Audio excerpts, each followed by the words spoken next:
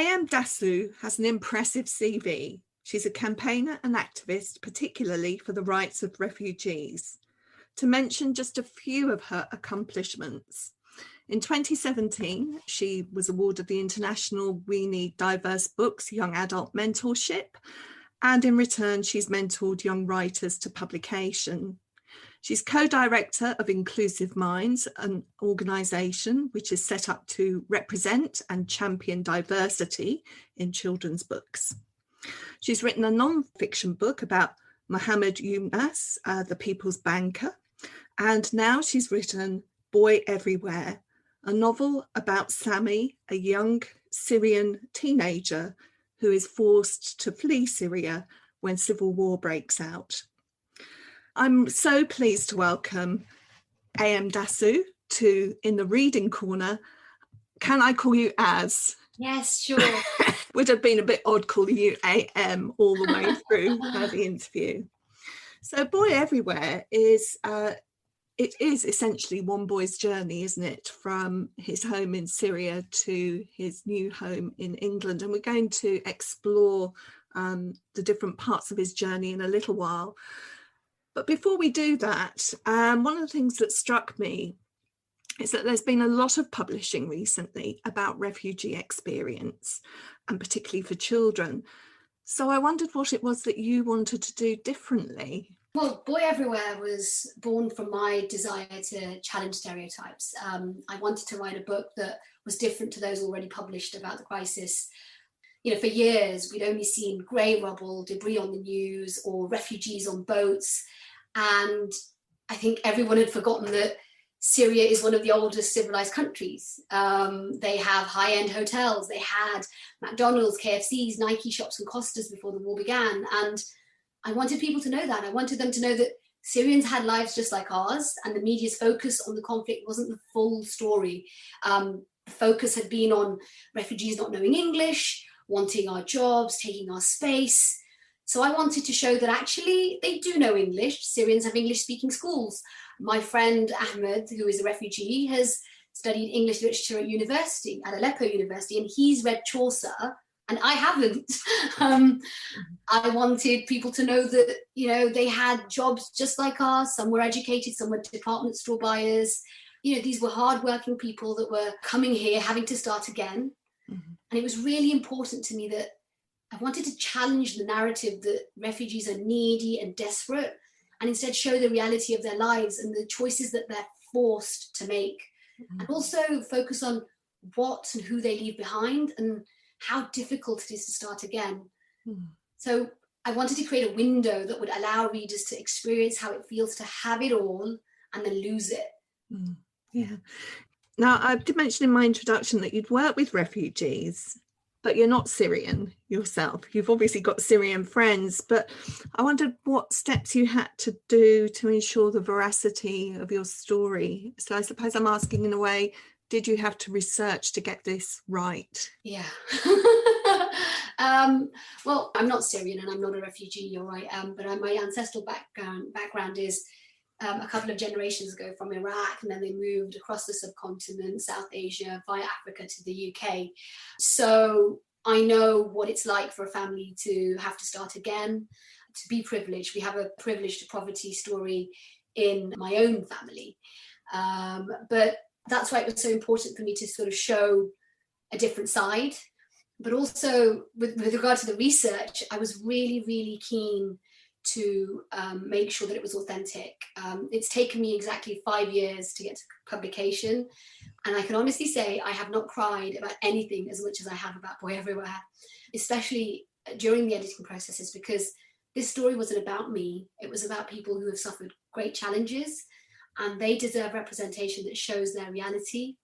I wanted to do justice to everything refugees and Syrians had told me to share. And I wanted to represent them holistically as real people you could imagine meeting. Mm-hmm. So, as you said, I'd been supporting refugees by setting up various fundraising campaigns to provide food and aid for many years, but I knew this wasn't enough. I wanted to do something long-lasting that would put a spotlight on their achievements, their culture, their backgrounds. So I knew from the start what this story was going to be about. I knew that Sammy's dad was going to be a doctor, Sammy's mum was going to be a teacher, and then they were going to come here and they were going to, have to clean houses and work in factories and lose it all and suffer. So I began by looking at articles and footage about life inside Syria and in refugee camps. I watched interviews of children sharing their experiences of the bombing, the trauma, the bad dreams, their hopes to live like normal children.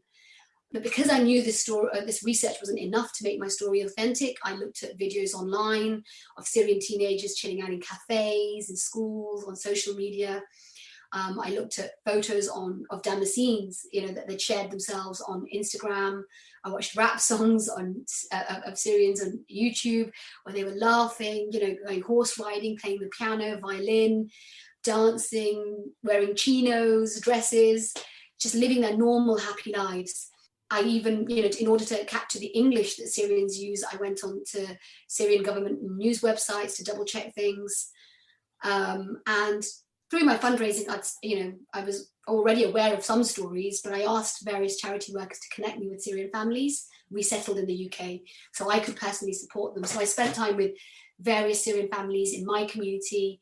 I spoke to refugees, some who'd spent time in detention centres, and I also reached out to my wonderful friend. She's a picture book writer from Damascus, and she moved to the UK after the war began. And I asked her to read my book, and to my delight and relief, she did, and she loved it.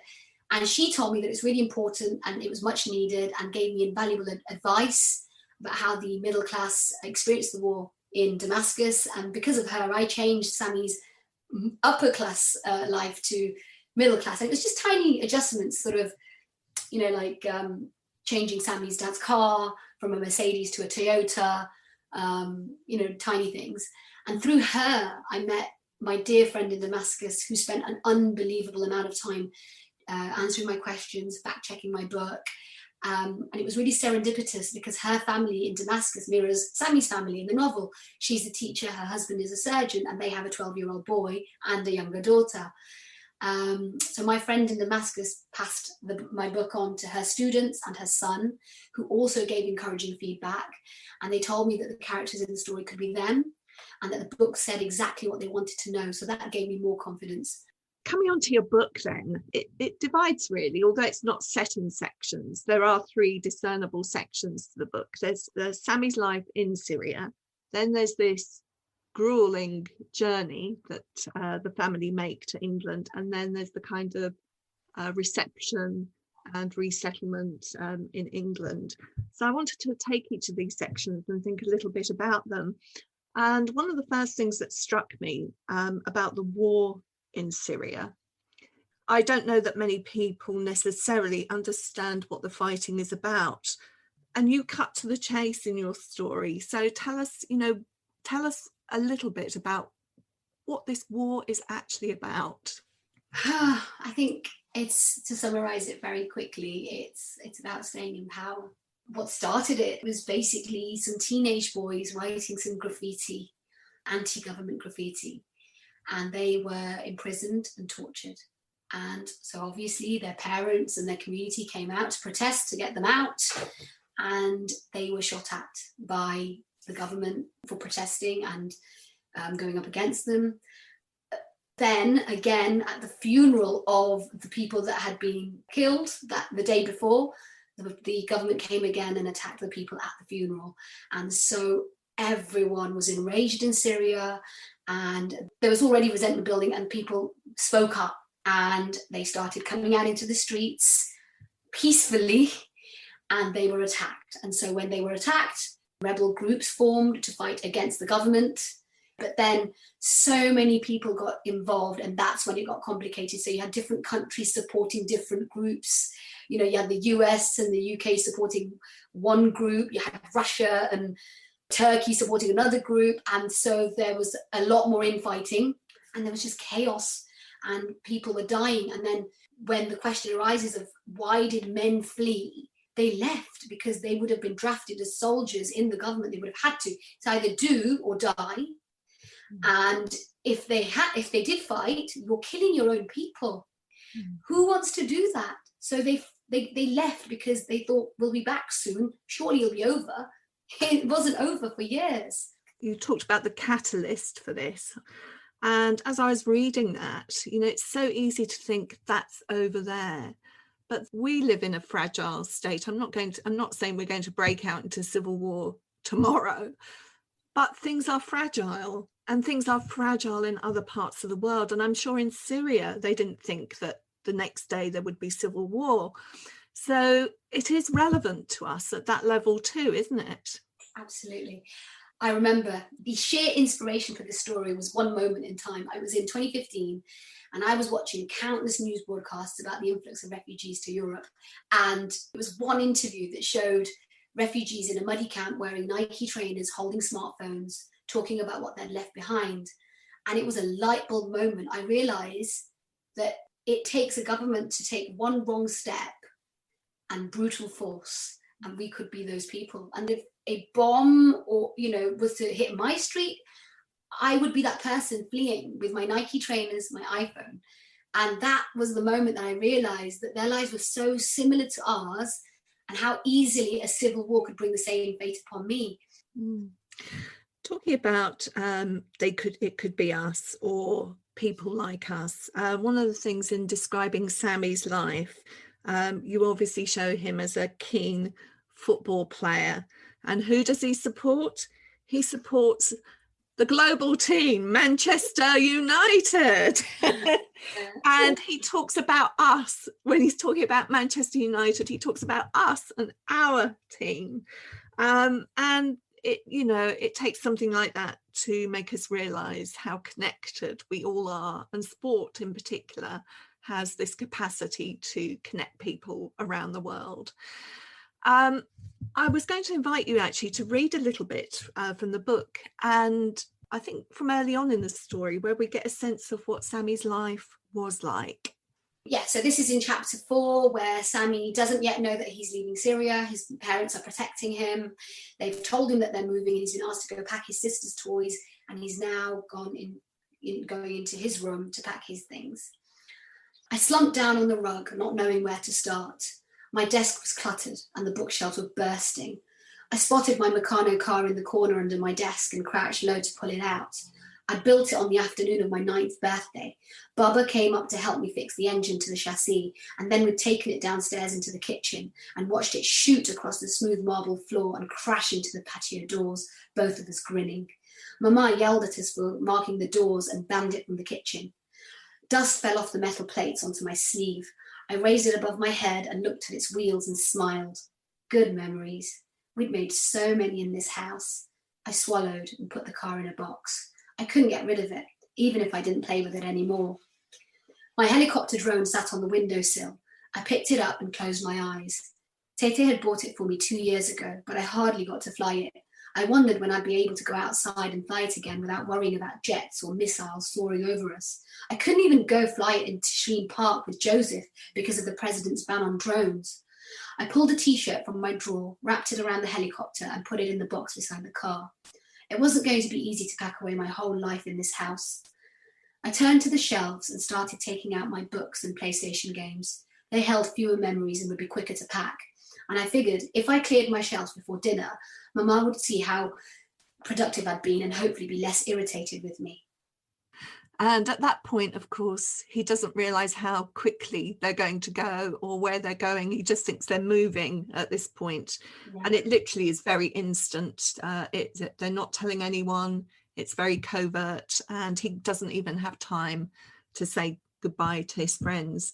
And then he's on this arduous, grueling journey to England. He passes through Lebanon, where he sees a refugee camp, people that are poorer than him, that don't have the money to buy a fast track, if you like, through to England.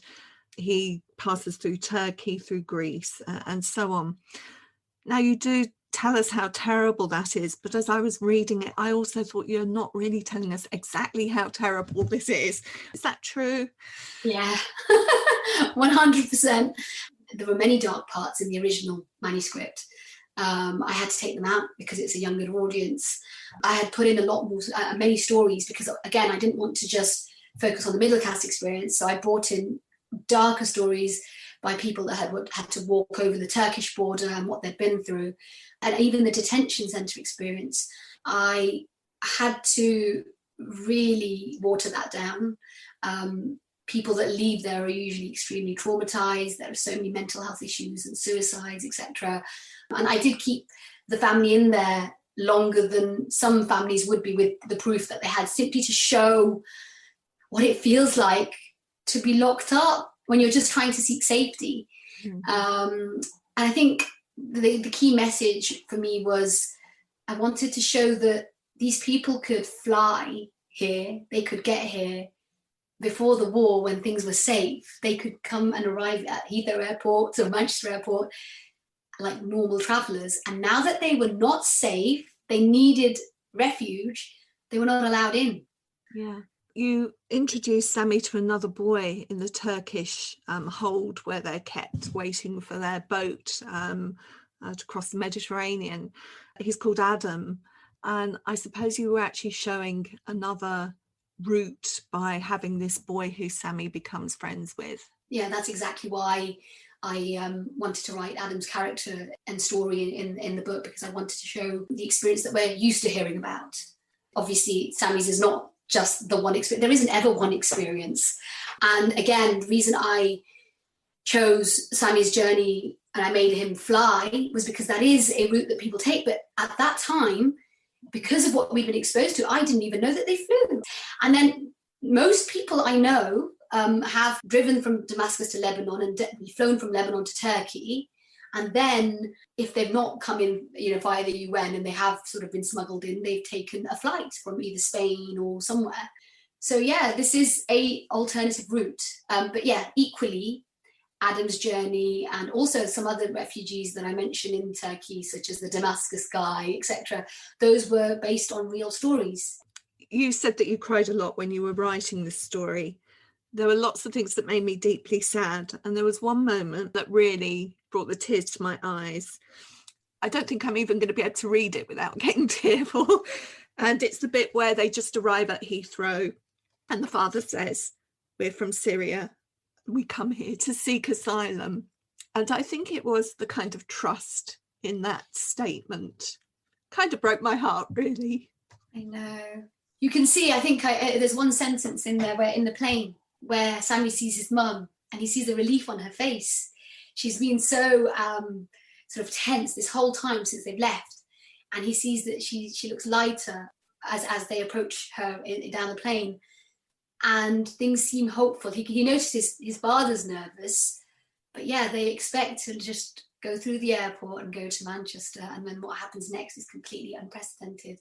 It's interesting that sometimes understatement can be very moving, though, I think, with that sentence, but I want to move on to, because that a lot of our listeners are teachers, librarians, people in school who can make differences to young people's lives, and they're out there doing the best that they can. I only know teachers that have excellent intentions towards wanting to support young people. It's very hard sometimes to get it right. We might assume that children want to talk about their experience, and sometimes for trying to get it right, you can do it wrong. So I just wondered what thoughts you had about when children settle into school, and what are the best ways of supporting children that have been through Sammy's experience? Well, I've been a school governor, so I really do appreciate the challenges that teachers have, a lot of pressure. And in schools where you've got, a refugee intake, you'll normally be in a diverse area, you'll have a lot more sort of to deal with, such as English as a second language and free school meals and deprived communities, etc. So many different children to support and so many needs. But I think one of the key things that I wanted to show in this book, and the reason I wrote it, was I wanted us to focus on what we have in common. What did they leave behind? What was their life like before? What did they like doing? Obviously, some children will be more traumatized. There are some children that come here from Syria or from other countries, and they fit in seamlessly. They try to pick up the language, they imitate the accent, and they pick things up really quickly. Obviously, there are other children who are traumatized, very quiet and withdrawn, but all of them will have had something that they enjoyed, whether it's football or, as in the book, Sarah has Dolly Coco. So when she comes here, she hasn't spoken, but when, Iman, the family in the UK, when she gives her that teddy bear, it warms her. She starts interacting more. You can make a connection in many ways. Football is something that everybody plays around the world. And which little person doesn't like a teddy bear or a doll for comfort, or a book? There are so many books, actually. So I've got a Syrian friend, and he doesn't know how to tell his daughters about the refugee experience. He finds it really difficult. So there are books, there are picture books, which you can sit down with and just look at the journey, or see if they want to talk about it. And if they don't, then look at other picture books which might encourage discussion. Also, a friend really helps. So that's, again, with Ali in Boy Everywhere, things change for Sami because of Ali. Sami feels all alone and vulnerable and upset when he gets here. And it only takes one person to speak up for you, one person to see you for who you are, for you to feel that hope. So sometimes just pairing somebody with a friend, that would really help. I was going to ask you to read a second extract from the story. I had intended to ask you a little earlier to read that because it's from earlier in the story, but I think I'd still like to hear it as a contrast with Sami's earlier life, just to remind us of what he's been through. Okay, so this is in chapter 6. And they've now arrived in Turkey. They were supposed to go to a hotel, but the smugglers brought them to a dingy apartment and he's going to lock them in. We trudged through the muddy front yard and through a wooden side gate into the backyard. I could just make out some iron railings. Behind them was a stone staircase which the driver led us down. Baba reached out for my hand and I took it, surprised to find Baba's was trembling. I held my hand out to Mama as she carried Sarah, and we all moved down carefully, making sure we didn't miss a step and tumble. We walked through a creaky door and into a room full of people.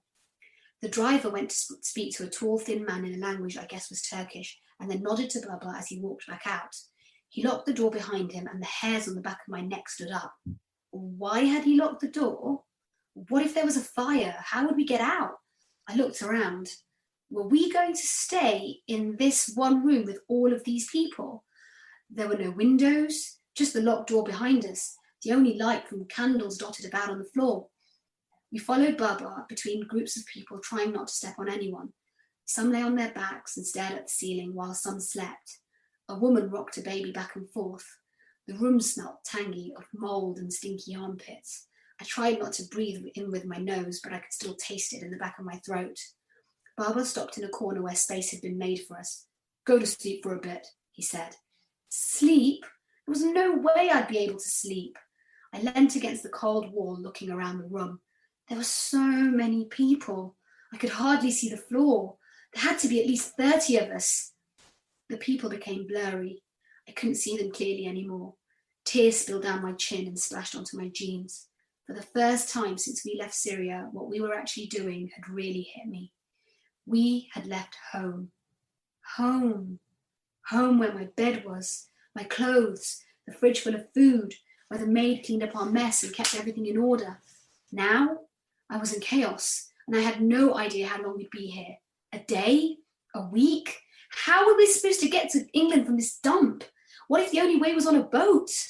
My mind raced with questions, even though I didn't want to think anymore. I looked at Baba. He had his eyes shut. Sarah lay on Mama's chest, her eyes closed tight, as if to block out everyone and everything.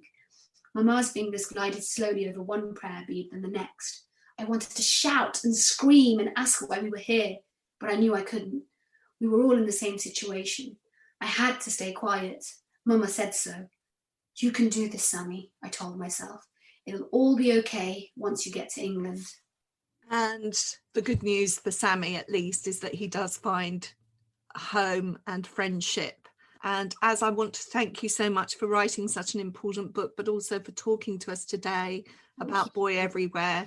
I know it's been very well received, and I hope to see lots of schools picking it up and reading it to their classes too. Thank you so much. Thank you for having me. Thanks so much.